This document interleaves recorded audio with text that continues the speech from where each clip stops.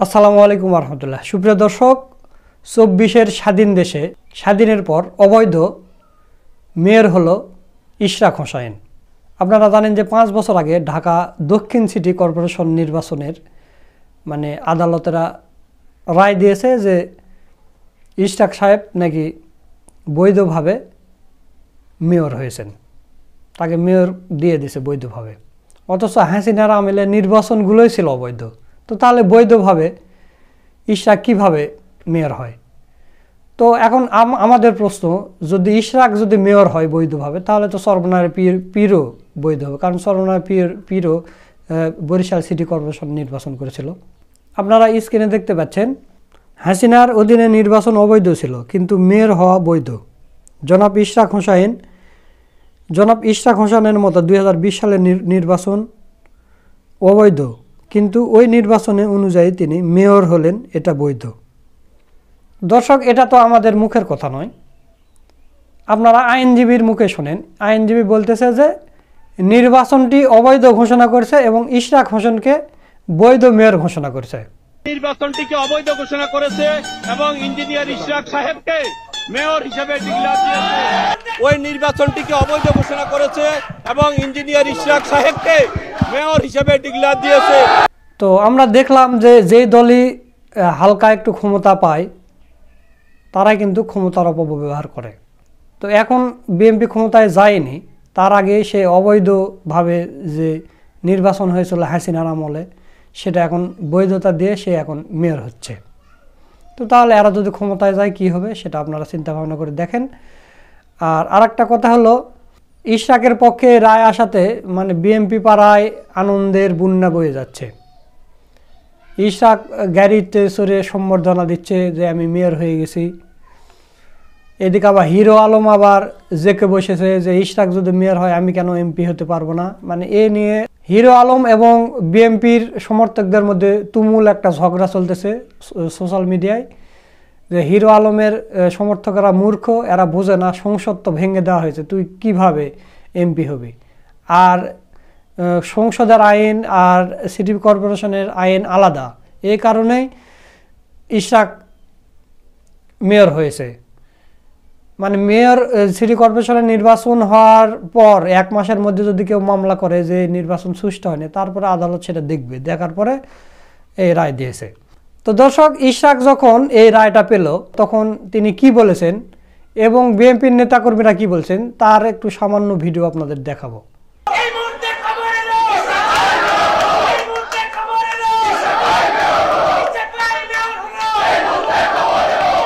ওই নির্বাচনটিকে অবৈধ ঘোষণা করেছে এবং ইঞ্জিনিয়ার ইশরাক সাহেবকে মেয়র হিসেবে ডিক্লেয়ার দিয়েছে। আজকে আমরা ন্যায় বিচার পেয়েছি, এটাই হলো আজকের মূল আমাদের বিষয়। আজকের যিনি এই মামলার প্রার্থী ছিলেন আমাদের ইঞ্জিনিয়ার ইশরাক হোসেন, ওনাকে এই পরবর্তী এখন থেকে মেয়র হিসেবে বিজ্ঞ আদালত ডিক্লেয়ার দিয়েছে এবং এই ডিক্লেয়ার অচিরেই গ্যাজেটের মাধ্যমে কার্যকর হবে। দর্শক, রুহুল কবির রিজভী সাহেব কি বলেছে চলুন সেটা একটু শুনি। আদালত সুবিচার করেছে এই মুহূর্তে, এই জন্য যে গণতন্ত্রের জন্য লড়াই এবং যে গণতন্ত্র সুবিচার ন্যায় বিচার নিশ্চিত করে, সেটার পথে এখন আমরা এগিয়ে যাচ্ছি ফ্যাসিবাদের পতনের পথে। সেক্ষেত্রে আমি মনে করি আদালতের এই রায় গণতন্ত্রের পক্ষে এবং সুবিচারের পক্ষে একটা বড় ধরনের রায়।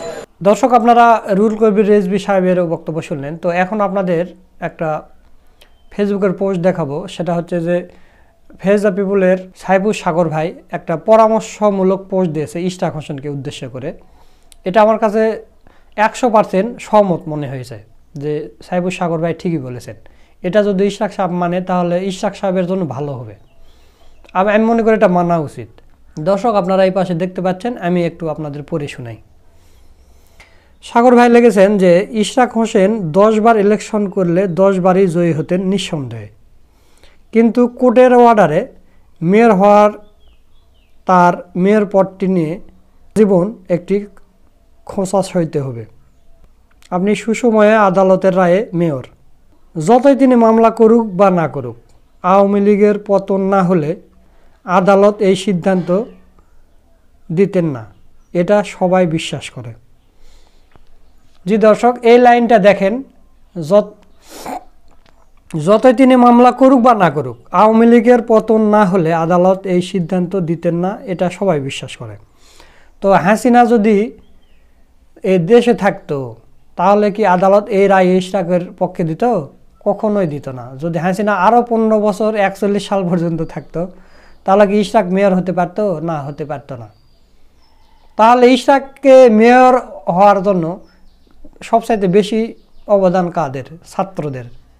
ইশরাকের জীবনের প্রথম দায়িত্বটি এভাবে না গ্রহণ করলে বেশি জনপ্রিয় হতেন। আমিও বিশ্বাস করি 100% সত্য কথা বলেছেন সাগর ভাই, যে ইশরাকের জীবনের প্রথম দায়িত্বটি এভাবে গ্রহণ না করলে বেশি জনপ্রিয় হতেন। আদালতের সিদ্ধান্তকে সম্মানের সাথে ফিরিয়ে দিয়ে নির্বাচনের মাধ্যমে আসবেন ঘোষণা দিতে পারতেন। এই কথাটাও আমার কাছে ভালো লেগেছে। আদালতে রায় দিয়েছে, ঠিক আছে, যে এখন আদালত নিরপেক্ষভাবে কাজ করতেছে, আমি এটা ফিরিয়ে দিলাম। আমি সামনেতে যে নির্বাচন হবে সেই নির্বাচনের মাধ্যমে আমি যদি নির্বাচিত হই তাহলে আসবো। কিন্তু এখন ওই হাসিনার আমলে অবৈধ নির্বাচনের আমি বৈধ মেয়র হব, এটা তো আমি কখনো হতে পারি না। এরকম করে যদি ফিরে দিতেন তাহলে ভালো হতো। পাশে লোকের কাছে সুযোগ দিয়ে দিছেন হাজারো প্রশ্ন করার। অন্তত ইশরাকের মতো নেতাদের কাছে মানুষ ত্যাগের রাজনীতি উদাহরণ দেখতে চায়, লোভের নয়। তো সাইবুর সাগর ভাইয়ের এই লেখাটা আমার কাছে খুবই ভালো লেগেছে, এই কারণে আপনাদের সাথে শেয়ার করলাম। সাইবুর সাগর ভাই 100% সত্য কথা বলেছেন, এবং এটা যদি ইশরাক সাহেব মানেন তাহলে কিন্তু তার জন্য খুবই ভালো হবে। হাসিনার আমলে কোনো নির্বাচনেই তো সুষ্ঠু হয়নি, সবই কারচুপির নির্বাচন হয়েছে। তো তাহলে সেই কারচুপির নির্বাচনে আপনি বৈধ মেয়র হন কী করে? আপনি মামলা করেছেন, ঠিক আছে, সেটা যদি হাসিনা দেশে থাকতো তাহলে আপনার মামলা কোনো দিন জয়ী হতে পারতেন না। এটা 100% সত্য। তো তাহলে এই স্বাধীন দেশে আপনি এই লোভ কেন করতেছেন যে মেয়রের লোভ? আপনি দাঁড়ালে তো এমনি মেয়র হতে পারবেন না? নাকি সেই আত্মবিশ্বাস নেই? নাকি ভারত আপনাদেরকে শিখিয়ে দিয়েছে যেটা পাবেন সেটা লুটে পুটে খাও, নিয়ে নাও? ইউনূস সরকার কি করতেছে যেগুলো দেখে গোটা বিশ্ব অবাক। চারিদিক থেকে শুধু অনুদান আর আসতেছে। চীন সফরে গেছে, এদিকে আমেরিকা কয়েকশো বিলিয়ন ডলার রোহিঙ্গা করে ইস্যু করে দিয়ে দিচ্ছে বাংলাদেশকে। চীনের প্রধানমন্ত্রী আবার বলে 2028 সাল পর্যন্ত বাংলাদেশের কোনো ভ্যাট ধরবে না, শুল্ক মাপ 28 সাল পর্যন্ত। মানে কত কি আসতেছে। আর আপনারা ডক্টর ইউনূসকে রাখতে চান না গদিতে। ডক্টর ইউনূস আরও 10 বছর থাকুক, তাতে সমস্যা কোথায়? আরও 10 বছর থাকুক, দেখেন এই বাংলাদেশকে বিশ্বের বুকে তিনি এমন করে দাঁড় করায় অবাক হয়ে যাবেন। কোনো প্রধানমন্ত্রী খাওয়া আছে 50 বছরে, এই কয়দিনে যা করেছে ডক্টর ইউনূস, বাংলাদেশের কোনো প্রধানমন্ত্রী জামাত গেলেও পারবে না। ডক্টর ইউনূস যেটা পাবে জামাতও সেটা পারবে না। আর বিএনপির কথা আমরা বাদে দিলাম। তো প্রিয় দর্শক, আপনারা এই ইশরাকের এই মেয়র হওয়াকে কিভাবে দেখছেন? আপনাদের মূল্যবান মতামতটা অবশ্যই কমেন্ট করে জানিয়ে দেবেন। আজকের ভিডিও এই পর্যন্তই।